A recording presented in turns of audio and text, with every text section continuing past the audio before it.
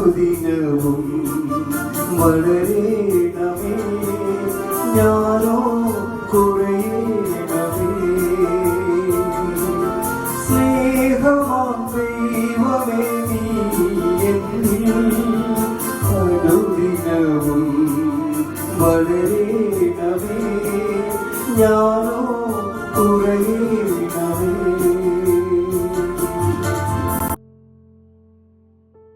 ദൈവനാമത്തിന് മഹത്വമുണ്ടാകട്ടെ. ഇന്നത്തെ പ്രഭാത ധ്യാനത്തിനായി വിശുദ്ധ മത്തായിയുടെ സുവിശേഷം 5-ാം അധ്യായം 21 മുതൽ 26 വരെയുള്ള വാക്യങ്ങൾ.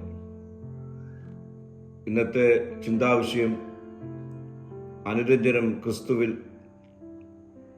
ഇന്ന് നാം ധ്യാനിക്കുന്ന വചനഭാഗത്തിൽ യേശുക്രിസ്തു നമ്മെ ആഴത്തിലുള്ള ഒരു ആത്മീയ സത്യത്തിലേക്ക് നയിക്കുന്നു. കോപത്തെയും വൈരാഗ്യത്തെയും വിട്ട് അനുരഞ്ജനത്തിലേക്ക് രൂപപ്പെടുക. നമ്മുടെ ഹൃദയത്തിലെ കോപവും വൈരാഗ്യവും പാപത്തിലേക്ക് നമ്മെ നയിക്കും. നാം ആരെയെങ്കിലും വെറുക്കുന്നുണ്ടോ? നമ്മുടെ മനസ്സിൽ ആരെക്കുറിച്ചെങ്കിലും കയ്പ് സൂക്ഷിക്കുന്നുണ്ടോ? എങ്കിലത് ദൈവം മുൻപാകെ ഗൗരവമുള്ളതാണ്.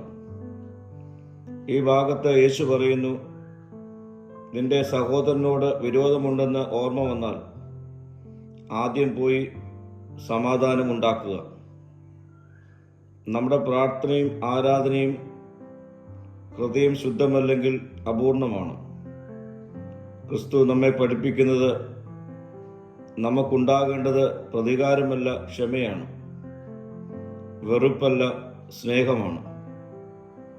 ദൂരമല്ല, അടുപ്പമാണ് വേണ്ടത്. അനുരഞ്ജനം ദുർബലതയല്ല, അത് ആത്മീയ ശക്തിയുടെ അടയാളമാണ്. വൈരിയോടുകൂടെ വഴിയിലായിരിക്കുമ്പോൾ തന്നെ ഒത്തുതീർപ്പുണ്ടാക്കുക എന്ന് യേശു ഈ ഭാഗത്ത് നമ്മെ ഓർമ്മിപ്പിക്കുന്നു. അതുകൊണ്ട് പ്രശ്നങ്ങൾ നീട്ടിവെക്കരുത്, ഹൃദയത്തിലെ ഭാരങ്ങൾ കൂട്ടിവെക്കരുത്. ഇന്ന് തന്നെ സമാധാനം ഉണ്ടാക്കുവാൻ നിരപ്പിൻ്റെ അനുഭവത്തിലേക്ക് നാം മാറുക. പലപ്പോഴും നാം അനുരഞ്ജനം നാളത്തേക്ക് മാറ്റിവെക്കുന്നവരാണ്. നാളെ എന്ന് പറയുന്നത് വൈകിപ്പിക്കലിൻ്റെ അനുഭവമാണ്. പ്രിയരെ, ഈ പ്രഭാതത്തിൽ നമുക്ക് നമ്മോട് തന്നെ ചോദിക്കാം, ഞാൻ ക്ഷമിക്കാതെ സൂക്ഷിക്കുന്ന ആരെങ്കിലും ഉണ്ടോ? എൻ്റെ ഹൃദയത്തിൽ കോപമോ വൈരാഗ്യമോ മറ്റുള്ളവരോട് സൂക്ഷിക്കുന്നുണ്ടോ? ക്രിസ്തുവിൽ ജീവിക്കുന്നവർ അനുരഞ്ജനത്തിൻ്റെ ഉപകരണങ്ങളായി മാറണം.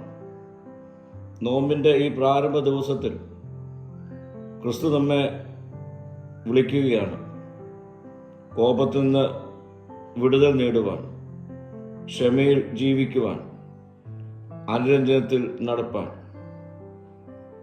അപ്പോൾ നമ്മുടെ ജീവിതം ദൈവത്തിൻ്റെ സാന്നിധ്യം നിറഞ്ഞ ഒരു സാക്ഷ്യമായി മാറും.